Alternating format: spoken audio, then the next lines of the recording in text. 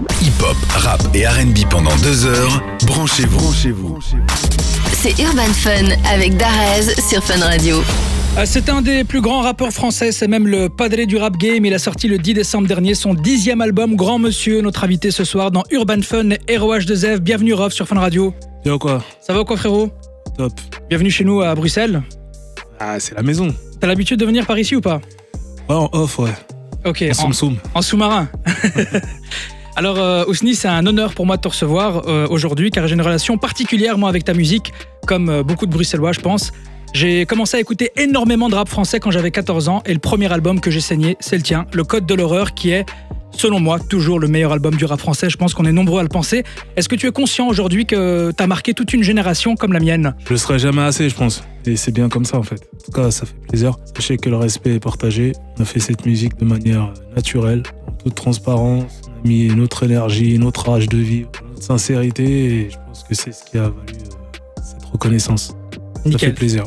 Plaisir partagé. Alors aujourd'hui, Rof, on peut dire que tu es un ancien dans le game. Parmi la nouvelle génération de rappeurs, la majorité a écouté du ROH2F dans leur adolescence, comme je le disais.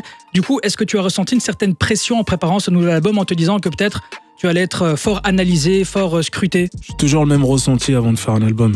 Je sais qu'on m'attend en tournant. J'ai un public qui est très exigeant, qui attend de moi de l'excellence. Et j'ai pas le choix, en fait. Donc j'ai toujours la même pression. Et d'ailleurs, pas quelque chose de nouveau, quoi. C'est ça, à chaque projet, en fait, tu t'auto-challenges aussi. Ouais, j'aime me challenger. Sinon, il se passe rien. C'est plat, je m'ennuie. Donc, ouais, c'est toujours un défi, tu vois. J'ai beaucoup de choses à me prouver. Quand j'aurai des choses à me prouver, ce sera cool. Pourtant, tu dis dans un son, rien à prouver. Rien à prouver aux gens. Moi, j'ai toujours quelque chose à me prouver. C'est qu'il faut que je fasse aussi bien, voire mieux que mes projets précédents, dans une toute autre époque. Tu vois, la musique a changé, s'écoute différemment. Le game a changé. Le game a changé. Le vrai sonne faux, le faux sonne vrai. Il faut réussir à se situer dans tout ce merdier. Et d'ailleurs, tu commences l'album avec le morceau GM10 en disant « Persona non grata » comme un falacha. Alors comment tu expliques qu'avec ta grande légitimité dans le rap, tu as encore ce sentiment? Ah voilà, c'est comme je te dis. Aujourd'hui, tout est permis. Tout est toléré, même d'être fake. Tu vois. Et forcément, quand t'es vrai, bah, tu déranges. Tu ne connaîtras jamais à ta juste valeur. Ils font toujours semblant de faire comme si tu n'avais pas fait beaucoup alors qu'ils ne sont pas prêts de faire ce que tu as fait. Et surtout que tu mets tout le monde d'accord. Ouais, enfin... La nouvelle génération maintenant, qu'on se le dise, ceux qui sont street, normalement, ils ont tous validé Rof. Ouais. Il n'y en a pas un qui n'a pas validé, il n'y en a pas un qui n'a pas signé tous les albums, etc. Tout le monde sait que c'est le Classic Man. Comment ça se fait qu'il y a encore certains qui osent le nier? Est-ce que c'est par peur? Comment tu peux expliquer ça? Non, moi je pense que ça se passe sur les réseaux. Sur le terrain, on sait. Ah ouais? Ça bouge pas. Mais d'ailleurs, quand tu te balades à Bruxelles, je pense que ceux qui te reconnaissent, c'est validé. Ouais, non, mais j'ai aucun problème. Le vrai qui est validé, c'est lui. Hein. Après, partout, dans tous les quartiers de France, j'ai fait le tour. Mais sur les réseaux, c'est pas pareil. Les réseaux, il y a beaucoup de complexés, il y a beaucoup de mecs qui n'ont pas forcément notre culture en rap. Ouais. Et qui n'ont pas vécu tout ça. Et ils arrivent, ils vont te traiter comme si t'étais un arriviste. Les nouveaux experts du rap, là. Voilà, les pseudo-experts. Et ils vont pas témoigner forcément du respect. Parce qu'on leur a appris à être arrogant avec tout le monde. Et voilà, c'est une génération qui n'est pas forcément basée sur les principes, le respect, nos valeurs, tu vois. Ouais. Donc ils ont plus été éduqués par des clashs, tu vois. C'est vrai. C'est plus c'est plus raillerie, sarcasme, c'est plus que ça, tu vois. Mais ils vont pas chercher à aller regarder tout ce que tu as fait auparavant pour te donner le respect que toi. Mais en même temps, moi je m'en cogne, j'attends pas forcément leur respect, tu vois. Bien sûr. J'avance. Et dans le titre Classic Man, tu rappes, tu veux percer sur la voie du Classic Man. Alors avec ta longue carrière, tu dois avoir pas mal de clés du succès. On sait que tu l'as déjà fait dans le passé, mais est-ce que tu ne serais pas retenté de produire des jeunes rappeurs talentueux? Si, bien sûr. Mais bon, des rappeurs qui marchent plus dans mon créneau, je trouve. Tu vois, plus des gars qui ont des vraies choses à dire et qui vont aussi justement transmettre un peu ce que... Enfin, on va dire prendre le relais. Aujourd'hui, il n'y a plus que de la forme. Il y a moins de fond, je trouve. J'ai l'impression que faire un rap qui a du fond, intelligent, c'est presque vieux jeu ou interdit. Démodé limite. Démodé limite, tu vois. Voilà, dès que ça devient consistant, ça y est. C'est ouf, hein. Ouais, c'est dingue. Hein. Alors qu'à l'époque, c'était le contraire. Ouais, bah voilà. À l'époque, tu vois, dès que tu chantonnais un peu, c'était bizarre. Même toi, t'étais un des premiers à utiliser l'autotune. Je me rappelle par exemple sur la Cuenta, je pense que c'est là où tu as commencé à bien le manier. Les gens trouvaient ça un peu J'avais déjà bizarre. commencé dans le code de l'horreur. C'est vrai. Avec Casos Fola, il fait Virus. Ouais. Repris de justesse. Ouais. Ah oui, repris de justesse, c'est vrai, sur le refrain aussi. Ouais.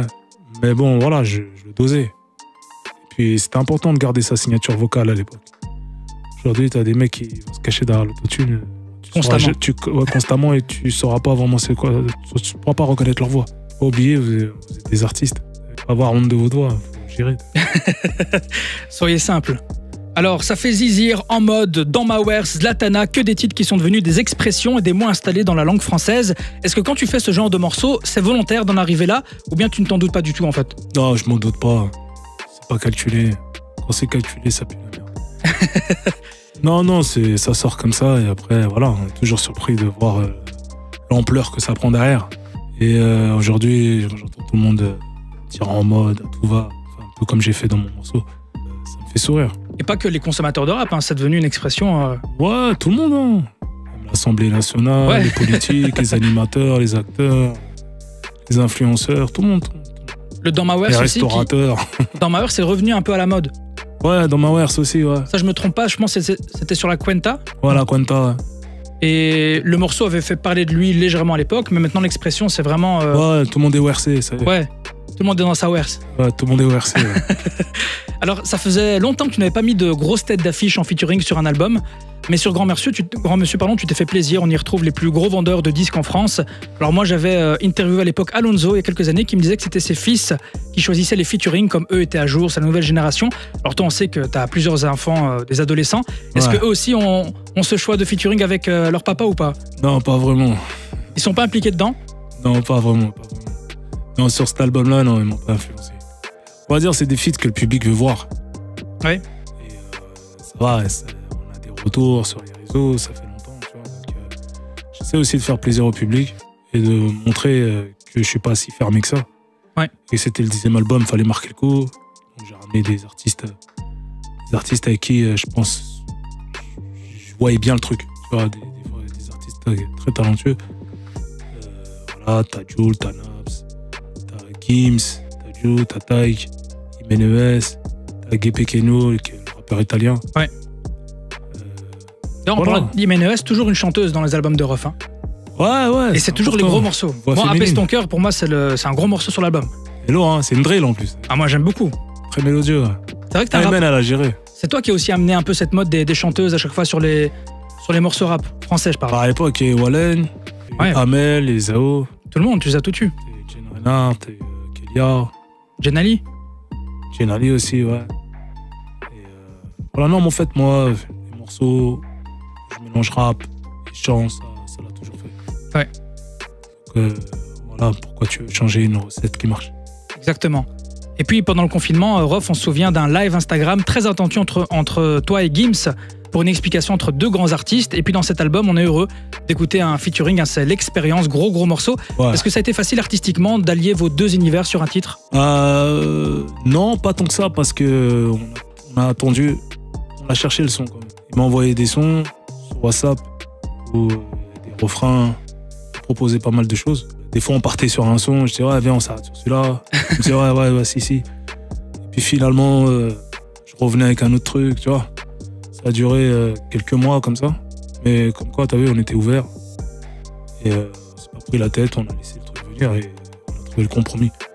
Je voulais pas forcément faire un son qui allait ressembler à un battle. Ouais, c'est Que ça. pour nous, ça servait à rien, c'est un son qu'on allait s'écouter 2 semaines. Après, hop, on a vu ce que ça a donné avec d'autres artistes. Donc voilà quoi. On voulait faire un son qui donne la pêche, qui bouge bien. Et voilà, l'expérience que quand j'ai entendu la prod, c'est un Hollandais qui me l'a fait. Un Hollandais qui est du Suriname, Nigeria, tout ça. Tu Ils vois. sont forts ceux-là aussi. Hein. Super fort. Ouais, rien à dire. Franco 3, il s'appelle. Et la prod, quand elle est arrivée, j'ai fait ah ouais, c'est celle-là. Et il fallait une voix qui porte. Ouais. Et je voyais bien Gims dessus. Et puis Donc, vous deux, ça même, l'a fait. même toi, tu chantes aussi un peu dessus. Hein. Ouais, je me suis amusé, moi, je me suis fait plaisir. Et voilà, je sais qu'un son comme ça, tu l'envoies sur scène, en club, c'est feu. Ouais. Il tourne beaucoup en radio aussi, ce morceau. Ouais. Ah ouais, les radios, carrément. Ouais. Bah, c'est le même gars qui a fait la prod avec Taïk. Ok. Et Meneves aussi, Taïk. Ouais. C'est aussi faire de la drill. Ouais. et Classic Man. Ah ouais, donc il en a fait plusieurs. Il est dangereux, ouais, c'est. Ah ouais, c'est aussi un classic beat, lui, alors. Il est fort, ouais. Alors sur l'album, il y a le morceau Comorène, dans lequel tu parles des femmes de ta vie, et beaucoup de clins d'œil à ton pays, les Comores. D'ailleurs, dans presque tous les albums, on a analysé un petit peu. Il y a toujours un titre qui est consacré à ta nation. Quelle relation est-ce que tu entretiens avec ton pays d'origine ? Écoute, on est amoureux de nos origines. On est des grands amoureux de nos origines. Et on n'a jamais manqué une occasion de le revendiquer. Et depuis que j'ai commencé le rap, et tu m'as entendu rapper en comorien plusieurs fois. Même là, j'ai participé à un morceau qui s'appelle La Patrie. Dedans, il y a tout le monde. Ouais. T'as Soprano, t'as Alonso, t'as Sultan, t'as Saïs, t'as Goulam, et encore d'autres, et d'autres, et d'autres. Starcy, je t'ai pas oublié Starcy. Ouais, écoute, t'as vu, on est toujours derrière le pays, on est derrière l'équipe nationale, tu nous as vu, on est à la CAN. Ah ouais. D'ailleurs, toi, t'as fait parler de toi aussi pendant la CAN, hein ? J'ai fait quoi ? Inconsciemment, tout le monde a dit ouais, Rof est là, Rof est partout, les Comores. Il fallait, moi je suis là depuis le début de toute façon. Dans le sens où, On t'a vu dans le vestiaire aussi ? Ouais. Toute l'équipe t'a validé aussi ? Ouais, j'ai validé toute l'équipe, on s'est auto-validé, t'as vu. On est ensemble, on se soutient, on se tire vers le haut. Très belle équipe, hein. C'est le but du jeu, ouais, t'as vu, c'est des vaillants. Ouais, clairement. On a le droit de se poser des questions sur cette CAN. Exactement. Et malgré ça, on n'a jamais entendu l'équipe nationale des Sélacantes se plaindre. C'est vrai. Malgré toutes les restrictions, les règlements lunaires qui sont tombés du jour au lendemain. C'est resté bonne ambiance. Un joueur de champ dans les buts. T'avais un joueur qui se fait dégager à la 6e minute, même s'il y avait faute. Ça mérite un avertissement. Ouais, clairement. On a quand même joué le jeu, ils se sont changés dans le quart. Rien n'était facile. C'était bizarre. Du début à la fin, c'était chelou, frère. T'as capté ? Exactement. On peut accuser personne. On a joué le jeu. C'est ça. Et le pays a kiffé, tout le monde a kiffé. Même le monde entier a kiffé finalement cette énergie que vous avez dégagée aux Comores. L'histoire retiendra que les Comores a mérité. Clairement. Et sorti avec les honneurs de cette compétition. Et voilà, le meilleur est à venir. Bref, on a parlé de ton album qui était l'événement de cette fin d'année, mais il y a aussi la tournée Classic Tour qui va bientôt démarrer. D'ailleurs, la billetterie est déjà ouverte pour la date à Bruxelles, c'est le 18 novembre prochain. Forêt nationale. Très lourd. Tu nous prépares quoi pour ce show très attendu ? On va tout donner. Ça va être classique sur classique sur classique, avec un porte-avions de classique, c'est sûr. Fais gaffe, les porte-avions, ces temps-ci, c'est bizarre là. Ah ouais, ça va être bizarre aussi au Forêt nationale. D'ailleurs, non, on va tout donner, frère. On va préparer un show que tous les Belges méritent de voir.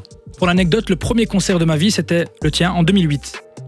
L'ancienne Belgique. À l'ancienne Belgique. C'était chaud. C'était incroyablement chaud. C'était chaud, frère. Franchement, là, tu me dis ça, j'ai des images. Moi aussi. Parce que j'ai filmé. Sur les côtés, les grillages, tout ça, là, c'était incroyable, frère. Incroyable. On a un peu cli. J'avais 14 ans, c'était la première fois que je pouvais sortir. Je disais à mes parents, vas-y, il y a Rof qui est là, est-ce que je peux aller ? Vas-y, il me faisait confiance. En première partie, t'avais amené Casus Belli. Ouais. Tu te rappelles cette époque ? Ouais, c'était un Lyonnais, je pense. Ouais, c'était un Lyonnais. Ouais. Donc déjà, lui, ça a commencé pas mal. Et puis, je pense que tu ouvres le show avec Que pour les vrais. Ouais. Ça va être aussi ça dans le Classic Tour ou pas ? Fais-moi plaisir, donne-moi une info, une exclue là. Ah, je peux pas tout dire, frère. Peut-être en off alors, mais ça, je vous dirai rien. Bah, non, mais on va tout donner, frère. Là, tu sais quoi, regarde, imagine, j'ai 10 albums. Ouais. 5 doubles albums. Ouais. J'ai des mixtapes. Tu sais très bien qu'il y a de quoi faire. Tu vois. Il y a de quoi faire une tournée. Sur 1h30, 2 heures de show, il y a de quoi faire. On va se faire plaisir, on va tout donner. En tout cas, on est prêts. Préparez vos bouteilles. Bouteilles d'eau, hein. Je parle bouteilles d'eau. Elles sont là. Vos serviettes, ça va être très sport. Le 18 novembre. Sportif. La billetterie est ouverte, on mettra les informations sur le site de Fun Radio. On sera présent, on va prendre le temps pour réviser nos classiques aussi. Rof, un grand merci pour cet entretien. C'est moi qui te remercie. Et puis je rappelle que ton album Grand Monsieur est toujours disponible sur toutes les plateformes. Je te dis à très bientôt. Très vite, poto. Au Forêt National le 18 novembre prochain. À plus, Rof. Plus. Merci beaucoup.